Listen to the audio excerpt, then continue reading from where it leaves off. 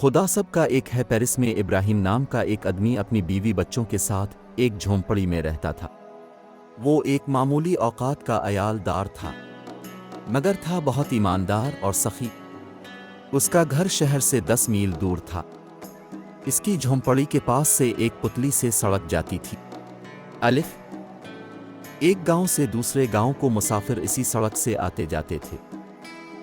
رستے میں آرام کرنے کے لیے اور کوئی جگہ نہ ہونے کی وجہ سے مسافروں کو ابراہیم کا دروازہ کھٹکھٹانا پڑتا تھا۔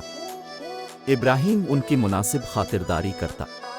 مسافر ہاتھ منہ کھانے بیٹھتے تو کھانے سے پہلے ابراہیم ایک چھوٹی سی دعا پڑھتا اور خدا کا اس کی مہربانی کے لیے شکریہ ادا کرتا۔ بعد میں باقی سب آدمی بھی اس دعا کو دہراتے۔ مسافروں کی خدمت کا یہ سلسلہ کئی سال تک جاری رہا، لیکن سب کے دن سدا ایک سے نہیں رہتے۔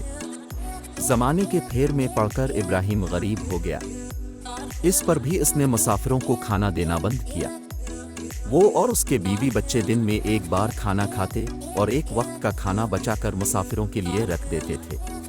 اس سخاوت سے ابراہیم کو بہت اطمینان ہوتا، لیکن ساتھ ساتھ ہی اسے کچھ غرور ہو گیا اور وہ یہ سمجھنے لگا کہ میں بہت بڑا ایماندار ہوں اور میرا ایمان ہی سب سے اونچا ہے۔ ایک دن دوپہر کو اس کے دروازے پر ایک تھکا ماندہ بوڑھا آیا۔ وہ بہت ہی کمزور تھا۔ اس کی کمر کمان کی طرح جھک گئی اور کمزوری کے باعث اس کے قدم بھی سیدھے نہیں پڑ رہے تھے۔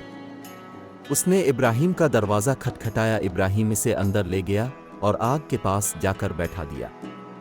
کچھ دیر آرام کر کے بوڑھا بولا، بیٹا میں بہت دور سے آ رہا ہوں، مجھے بہت بھوک لگ رہی ہے۔ ابراہیم نے جلدی سے کھانا تیار کروایا اور جب کھانے کا وقت ہوا تو اپنے قاعدے کے مطابق ابراہیم نے دعا کی۔ اس دعا کو اس کے بیوی بچوں نے اس کے پیچھے کھڑے ہے کر دہرایا۔ ابراہیم نے دیکھا وہ بوڑھا چپ چاپ بیٹھا ہے۔ اس پر اس نے بوڑھے سے پوچھا، کیا تم ہمارے مذہب میں یقین نہیں رکھتے؟ تم نے ہمارے ساتھ دعا کیوں نہیں کی؟ بوڑھا بولا، ہم لوگ آگ کی پوجا کرتے ہیں۔ اتنا سن کر ابراہیم غصے سے لال پیلا ہو گیا اور اس نے کہا، اگر تم ہمارے خدا میں یقین نہیں رکھتے اور ہمارے ساتھ دعا بھی نہیں کرتے تو اسی وقت ہمارے گھر سے باہر۔ ابراہیم نے اسے کھانا دیے بغیر ہی گھر سے باہر نکال دیا اور دروازہ بند کر دیا۔ مگر دروازہ بند کرتے ہی کمرے میں اچانک روشنی پھیل گئی اور ایک فرشتے نے ظاہر ہے کر کہا، ابراہیم یہ تم نے کیا کیا؟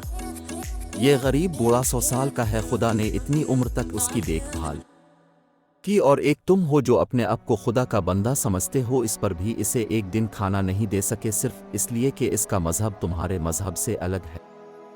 دنیا میں مذہب چاہے بے شمار ہوں، لیکن خدا سب کا سچا خالق ہے اور سب کا وہی ایک مالک ہے۔